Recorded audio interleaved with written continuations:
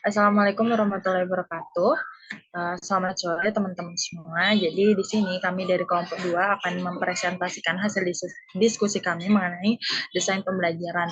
Namun sebelum itu izinkan saya terlebih dahulu untuk memperkenalkan diri saya beserta anggota kelompok saya.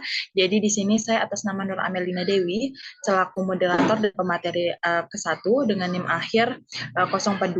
Kemudian di sini ada Novita Ayu Azhari dengan NIM akhir 043 selaku pemateri kedua, serta rekan saya satu lagi adalah Muni Wimala dengan NIM akhir 038 sebagai pemateri ketiga. Nah, selanjutnya di sini kami mengambil kami mengambil 4 subtopik, yaitu yang pertama pengertian desain pembelajaran, kemudian prinsip-prinsip desain pembelajaran, kemudian komponen sistem desain pembelajaran, serta model-model desain pembelajaran. Nah, langsung saja yang pertama yaitu pengertian desain pembelajaran. Nah, untuk pengertian desain pembelajaran ini sendiri akan disampaikan oleh saya sendiri. Jadi di sini langsung saja kita bahas tentang pengertian dari desain pembelajaran. Jadi seperti yang udah ada di slide PPT, desain pembelajaran itu adalah praktek untuk menciptakan pengalaman pembelajaran yang membuat membuat kita nih memperoleh pengetahuan dan keterampilan yang lebih efisien, efektif, dan menarik. Nah, menurut Reiser dan Dempsey pada tahun 2007, mereka mendefinisikan bahwa desain pembelajaran itu adalah desain yang instruksional sebagai proses yang sistematis yang digunakan untuk mengembangkan program pendidikan dan pelatihan secara konsisten yang dapat diandalkan. Selain itu, desain pembelajaran ini juga dapat diartikan sebagai pengembangan rencana pembelajaran yang meliputi pengembangan tujuan pembelajaran, kemudian pemilihan materi pembelajaran, kemudian pemilihan metode pembelajaran, dan penilaian hasil pembelajaran. Nah, desain pembelajaran ini juga mengacu pada proses perencanaan, terus juga pengembangan dan menyusun pengalaman pembelajaran yang terstruktur dan terarah bagi peserta didik. Nah, tujuannya adalah tentunya untuk menciptakan lingkungan pembelajaran yang efektif dan memungkinkan peserta didik itu untuk mencapai tujuan pembelajaran yang telah ditetapkan. Kemudian selanjutnya adalah materi mengenai prinsip-prinsip desain pembelajaran. Nah, untuk prinsip-prinsip desain pembelajaran ini juga akan disampaikan oleh saya, yaitu langsung aja yang pertama, jadi sebuah desain pembelajaran yang bagus itu tentunya harus memiliki atau menggunakan prinsip-prinsip desain pembelajaran yang baik, di mana prinsip-prinsip desain pembelajaran yang baik ini harus memperhatikan kebutuhan dan karakter dari masing-masing siswa itu sendiri. Nah, ini bertujuan adalah untuk memberikan pengalaman belajar yang baik untuk siswanya. Nah, serta prinsip pembelajaran itu juga harus memastikan akses dan kesempatan pembelajaran yang sama atau setara bagi setiap peserta didiknya.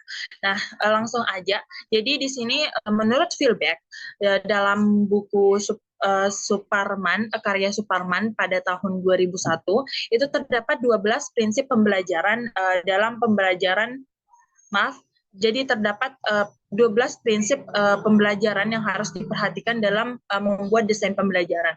Yaitu yang pertama adalah respon-respon, kemudian perilaku atau tindakan yang tidak hanya dikontrol, kemudian perilaku yang ditimbulkan, kemudian belajar untuk membentuk respon, kemudian belajar untuk mengeneralisasikan, kemudian status mental, kemudian kegiatan belajar, kebutuhan mencegah materi, keterampilan tingkat tinggi, belajar yang cenderung cepat, kemudian perkembangan dan kecepatan, serta kemampuan mengorganisasikan. Nah, yang pertama langsung aja kita ke respon-respon. Nah, respon-respon di sini maksudnya adalah respon baru yang diulang.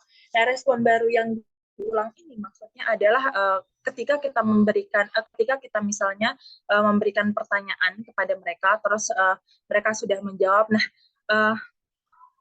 kita memberikan feedback dari jawaban yang mereka kasih gitu. Kayak misalkan nih mereka udah selesai menjawab, kita ngasih feedback positif kayak mereka, kayak kita bilang, oh bagus nih gitu.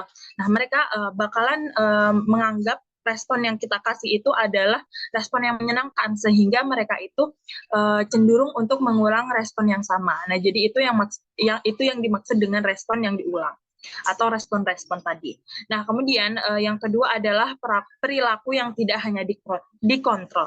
Nah, jadi perilaku yang tidak hanya dikontrol ini maksudnya adalah perilaku ini tidak hanya dikontrol oleh akibat dari respon yang tadi saya bilang, tetapi juga itu adalah di bawah pengaruh kondisi dari lingkungan peserta didik itu sendiri. Nah, contohnya di dalam desain pembelajaran itu adalah pada teknologi pembelajaran, di mana perlu di mana kita itu sebelum pembelajaran kita perlu menyatakan tujuan pembelajaran secara jelas kepada siswa atau peserta didik yang kita ajar.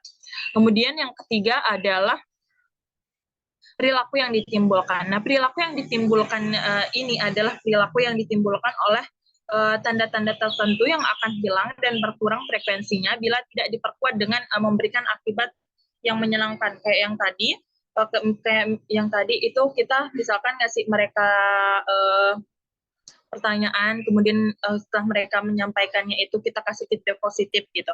Nah, kalau misalkan ini tidak, misalkan apa yang mereka lakukan itu kita tidak kasih feedback positif, sehingga perilaku itu akan lama-lama menghilang gitu. Kemudian yang keempat selanjutnya adalah yang keempat berupa belajar yang membentuk respon. Nah, belajar yang membentuk respon ini adalah belajar yang membentuk respon terhadap tanda-tanda yang terbatas akan ditransfer pada situasi lain yang terbatas pula. Nah, contoh dari desain pembelajaran itu adalah kayak kita pemberian kegiatan bagi peserta didik itu yang sesuai dan berhubungan dengan dunia sehari-harinya. Jadi kayak misalkan kita memberikan contoh nih tentang materi yang kita ajar. Nah, itu harus berhubungan dengan yang berkaitan dengan yang sehari-hari. Nah, kemudian yang kelima adalah belajar mengeneralisir. Nah, maksudnya maksud saya adalah belajar mengeneralisasi. Nah, belajar mengeneralisasikan dan membedakan adalah dasar untuk belajar sesuatu yang kompleks tentunya, seperti misalnya pemecahan masalah gitu. Nah, contoh desain pembelajarannya di sini adalah ketika kita memberikan contoh secara jelas terhadap materi yang akan kita berikan kepada peserta didik yang kita ajar. Kemudian yang keenam adalah status mental mahasiswa atau peserta didiknya. Jadi status mental peserta didik itu jadi status mental peserta didik untuk menghadapi pelajaran akan mempengaruhi perhatian dan ketekunan peserta didik itu sendiri selama proses belajarnya. Jadi ini akan mempengaruhi perhatian dan ketekunan peserta didiknya yang tadi kayak saya bilang. Kemudian ini implikasinya di dalam di dalam desain pembelajaran itu adalah kayak kita menarik atensi atau perhatian peserta didik itu untuk mempelajari materi yang kita kasih gitu. Kemudian adalah yang ketujuh, kegiatan belajar. Nah, kegiatan belajar yang dibagi menjadi langkah-langkah kecil dan disertai umpan balik untuk penyelesaian setiap langkah akan membantu sebagian besar peserta didik yang kita ajar. Di mana contoh dari implikasinya yaitu adalah kita menggunakan bahan ajar yang terprogram dan analisasi pengalaman belajar peserta didik menjadi kegiatan-kegiatan kecil yang tentunya disertai dengan latihan dan pemberian umpan balik. Kemudian Yang kedelapan adalah mengenai kebutuhan pemecahan materi, memecah materi belajar yang kompleks. Jadi kebutuhan memecah materi belajar yang kompleks ini menjadi kegiatan-kegiatan kecil. Ini akan dapat dikurangi bila materi belajar yang kompleks ini dapat diwujudkan dalam suatu model pembelajaran. Nah, implikasinya di dalam model pembelajaran itu sendiri adalah implikasinya dalam pembelajaran itu sendiri adalah penggunaan media dan metode pembelajaran yang dapat menggambarkan materi itu secara kompleks. Kemudian, yang kesembilan adalah keterampilan tingkat tinggi. Nah, keterampilan tingkat tinggi seperti keterampilan memecah masalah dan perilaku kompleks yang terbentuk dari komposisi keterampilan dasar yang lebih sederhana. Nah, ini maksudnya adalah di dalam pembelajaran itu kita merumuskan tujuan umum pembelajarannya di dalam bentuk hasil belajar operasional agar dapat dianalisis menjadi tujuan-tujuan yang lebih khusus. Kemudian yang ke-10 adalah pembelajaran belajar yang cenderung cepat. Nah, belajar yang cenderung cepat atau menjadi cepat dan efisien serta menyenangkan bila peserta didik itu diberi informasi bahwa ia itu menjadi lebih mampu dan keterampilan memecahkan masalahnya itu lebih baik. Nah, contohnya yaitu ketika pengurutan pelajaran itu harus dimulai dari pengurutan pelajaran itu harus dimulai dari yang lebih kecil ke maksudnya yang lebih sederhana ke yang kompleks gitu. Kemudian yang ke-11 adalah perkembangan dan kecepatan belajar mahasiswa atau peserta didik. Nah, perkembangan dan kecepatan belajar peserta didik ini bervariasi. Ada yang cepat, ada yang lambat gitu. Ada juga yang rata-rata lah gitu ya. Nah, implikasinya itu adalah di mana penguasaan peserta didik terhadap materi pembelajaran itu menjadi prasyarat sebelum mempelajari materi selanjutnya. Dan peserta didik itu diberikan kesempatan untuk maju menurut kecepatan pembelajaran masing-masing. Maksudnya kayak kita ngasih mereka pretest lah gitu, terus kita suruh mereka setelah kita adakan itu pretest, kita adakan evaluasi, terus kayak misalkan yang kita kasih soal itu yang udah jadi duluan kita suruh maju untuk ngejelasin teman-temannya. Kemudian yang terakhir adalah kemampuan mengorganisasikan. Nah, dengan persiapan peserta didik yang dapat mengembangkan kemampuannya dalam mengorganisasikan kegiatan belajarnya sendiri dan menimbulkan umpan balik bagi dirinya untuk membuat respon yang benar. Nah, implikasinya itu sendiri adalah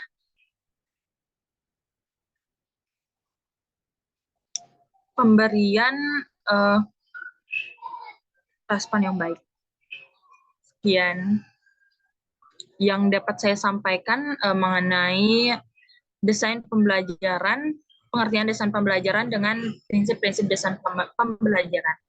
Nah, untuk materi selanjutnya mengenai komponen sistem desain pembelajaran dan model-model desain pembelajaran, selanjutnya akan dipaparkan oleh pemateri kedua, yaitu Novita Ayu Azhari. Dipersilakan.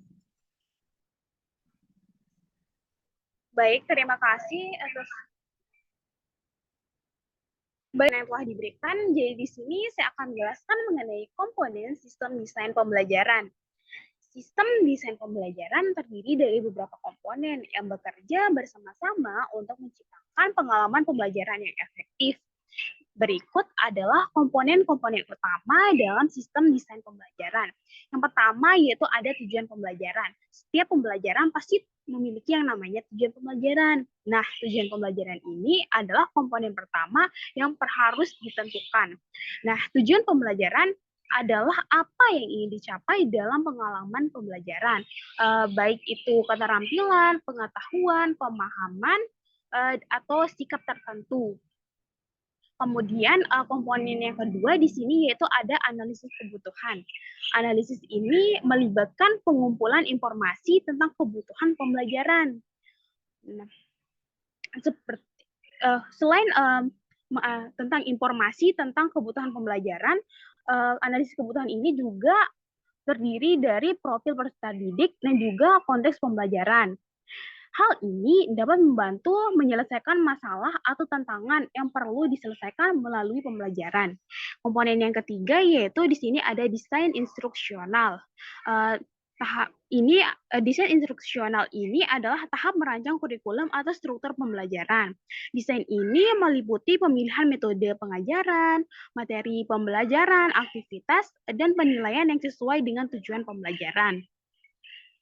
Kemudian yang keempat di sini yaitu ada pengembangan materi. Nah, pada tahap ini materi pembelajaran yang dirancang dalam tahap sebelumnya dikembangkan.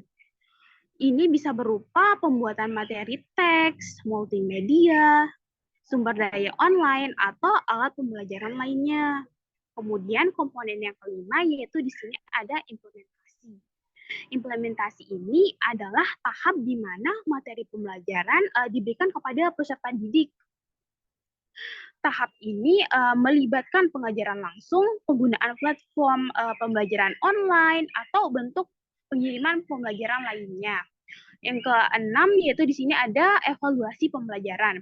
Nah, evaluasi adalah komponen penting dalam desain pembelajaran. Ini termasuk penilaian sepanjang proses pembelajaran untuk memantau kemajuan siswa dan menilai apakah tujuan pembelajaran telah tercapai. Yang kemudian di sini ada komponen ketujuh yaitu ada umpan balik dan perbaikan. Nah, berdasarkan hasil evaluasi sistem desain pembelajaran memungkinkan perbaikan dan peningkatan. Nah, umpan balik dari siswa dan instruktur dapat digunakan untuk mengoptimalkan pengalaman pembelajaran.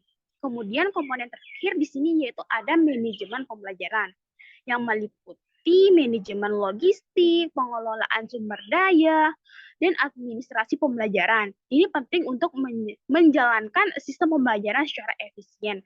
Kemudian di sini saya akan menjelaskan mengenai model-model pembelajaran. Di sini saya hanya akan menjelaskan mengenai model pembelajaran Dick and Carey. Sisanya nanti akan dijelaskan oleh pemateri selanjutnya. Yang pertama di sini yaitu ada model Dick and Carey. Nah, model Dick and Carey ini dia itu memiliki 9 tahapan dalam merancang pembelajaran. Yang ada pun tahapnya itu ada yang pertama di sini yaitu ada stage 1 yaitu identify instructional goals. Stage 2, conduct instructional analysis. Stage 3, identify entry behavior and learner characteristic. Stage 4, write performance objective. Stage 5, develop criterion reference test items. Stage 6, develop instructional strategy. Stage 7 yaitu develop and select instructional materials, and stage 8 yaitu develop and conduct formative evaluation, and the last stage is develop and conduct summative evaluation. Selanjutnya model pembelajaran yang lainnya akan dijelaskan oleh pemateri selanjutnya. Sekian materi yang dapat saya paparkan. Saya kembalikan kepada moderator. Terima kasih. Baik, terima kasih untuk pemateri kedua yang telah memaparkan materinya. Jadi selanjutnya mengenai model pembelajaran yang selanjutnya akan disampaikan oleh pemateri ketiga atas nama Muniwi Mala, dipersilakan. Baik, terima kasih moderator atas kesempatannya. Di sini saya akan melanjutkan ya materi yang disampaikan oleh teman saya Novita, yang dimana model kedua itu ada model Azure, yang dimana model ini merupakan model pembelajaran yang dirancang untuk difokuskan agar terciptanya pembelajaran yang efektif dan efisien, khususnya pada kegiatan pembelajaran yang menggunakan media dan teknologi. Lalu selanjutnya, model ASIR ini model desain pembelajaran yang dikembangkan oleh Sharon A., Smaldino, James D., Robert, Michel, dan sebagainya. Nah, hal ini merupakan akronim dari Analysis Learning, Status Objective, Shared Methods, Media, and Material. Terus ada utility material, ada request learning, participation, ada evaluasi, and revisi. Lalu untuk model selanjutnya itu ada model Gerlach and Ellie, yang dimana di model ini adalah cara yang sistematis dalam mengidentifikasi, mengembangkan, dan mengevaluasi seperangkat materi dan strategi yang diarahkan untuk mencapai tujuan pendidikan tertentu. Lalu untuk model yang selanjutnya itu ada model EDI, yang dimana ada 5 langkah yang dikemukakan dalam model ini sesuai dengan akronimnya, yaitu yang pertama itu ada analisis, yang dimana menganalisis kebutuhan untuk menentukan masalah dan solusi yang tepat dan menentukan kompetensi siswa. Lalu untuk yang kedua, desain, yang dimana menentukan kompetensi khusus, metode, bahan ajar, dan strategi pembelajaran. Yang ketiga itu ada development, yang dimana memproduksi program dan bahan ajar yang akan digunakan dalam program pembelajaran. Lalu untuk yang keempat itu implementation, yang dimana melaksanakan program pembelajaran dengan menerapkan desain atau spesifikasi proses pembelajaran. Lalu untuk yang terakhir itu ada evaluation, yang dimana melakukan evaluasi program pembelajaran dan evaluasi hasil belajar. Lalu untuk model yang terakhir yaitu model Deng-Deng, yang dimana mengemukakan 8 langkah desain pembelajaran yang berkonteks model elaborasi, yaitu yang pertama ada analisis tujuan dan karakteristik bidang studi. Lalu yang kedua itu ada analisis sumber belajar atau kendala. Lalu yang ketiga itu ada analisis karakteristik si belajarnya. Terus yang keempat itu ada menetapkan tujuan belajar dan isi pembelajaran, yang dimana di sini guru itu harus menetapkan tujuan belajar dan apa sih isi dari pembelajaran yang akan dilakukan. Lalu untuk selanjutnya itu menetapkan strategi pengorganisasian isi pembelajaran, lalu menetapkan strategi penyampaian isi pembelajaran, lalu menetapkan strategi pengelolaan pembelajaran, dan untuk yang terakhir itu ada pengembangan prosedur pengukuran hasil pembelajaran. Mungkin hanya itu yang dapat saya sampaikan. Saya kembalikan ke moderator. Baik, terima kasih kepada pemateri ketiga yang telah memaparkan materinya.